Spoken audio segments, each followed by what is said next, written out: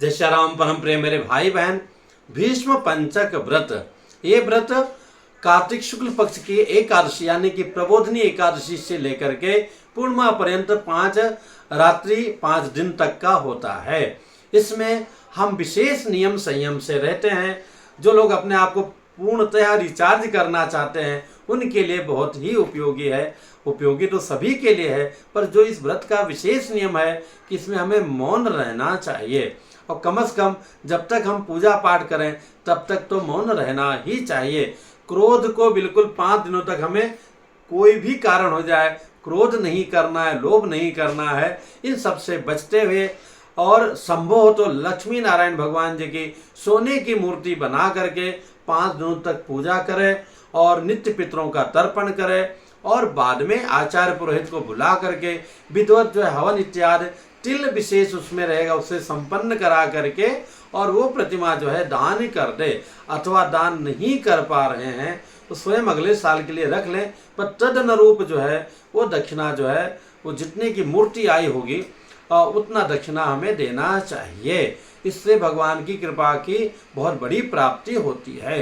इस पूजा में थोड़ी अलग विशेषता भी है कि हर दिन का नियम थोड़ा अलग अलग है। जैसे भगवान को आप नित्य स्नान कराएंगे, उनको चंदन लगाएंगे, वस्त्र पहनाएंगे, प्रतिदिन के हिसाब से अलग अलग वस्त्र पहना सकते हैं और उनका जो श्रृंगार होता है उसमें विशेष जो इसमें वर्णन आया है कि खोटसोपचार मतलब पूजा के बाद में प्रथम दिन जो है भगवान के हृदय को कमल पुष्पों से ढक दे। ओम विष्णवे नमः विष्णवे नमः ऐसा करके जो हृदय प्रदेश है वहाँ कमल के पुष्पों से भर दे।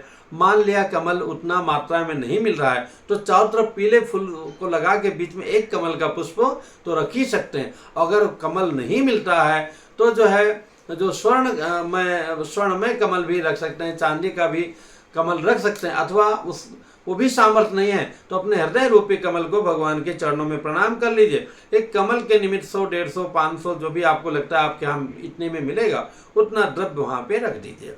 इसके बाद में दूसरे दिन अगर आप कर रहे हैं तो कटी प्रदेश यानी कि कमर के आसपास जो है बिल पत्रों से ढक दिए। अब आप कहेंगे नारायण को बिल पत्र चढ़ाते, जी हाँ चढ़ाते, क्योंकि माता महालक्ष्मी साथ में हैं और वो लेकर क्या करेंगे, नारायण जी के पास बिलपत्र आएगा तो क्या करेंगे, वो शिवार्चन करेंगे, भगवान शिव जी को अर्पित करेंगे।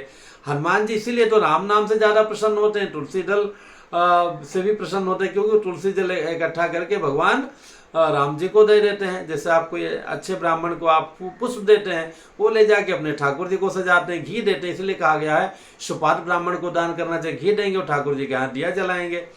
तो इस प्रकार से फिर तीसरे दिन की बात आई है केतकी की बिलपत्रों से, तीसरे दिन घुटनों तक केतकी के पुष्पों से, चौथे दिन चरणों तक चमेली के पुष्पों से और 5वें दिन जो है संपूर्ण अंग का तुलसी जी के मंजरियों से उनको अर्चन करना चाहिए। भगवान का शास्त्र नाम होता है उससे अर्चन कर सकते हैं, करा सकते हैं। और ये अगर उतने मात्रा में न मिले तो जितने मात्रा में मिले वो करना चाहिए और बाद में आचार्य पुरोहित को बुला करके हवन इत्यादि कराना चाहिए। और नित्य जो है जो प्रभु का द्वादशाक्षर मंत्र है अथवा आपको गुरु परंपरा में जो कोई दादी कोई बाबा का नाम नहीं, जो गुरु मंत्र मिला हो उन मंत्रों का नित्य जाप कीजिए, परम कल्याण की प्राप्ति होती। इसका और भी बहुत बड़ी महिमा है, लेकिन कीजिए, करना प्रारंभ कीजिए, स्वयं भगवान की कृपा की अनुभूति आपको स्वयं होगा। मन में कोई दुविधा हो कमेंट्स कीजिएगा, बताने का प्रयत्न करूंगा। जय श्री राम।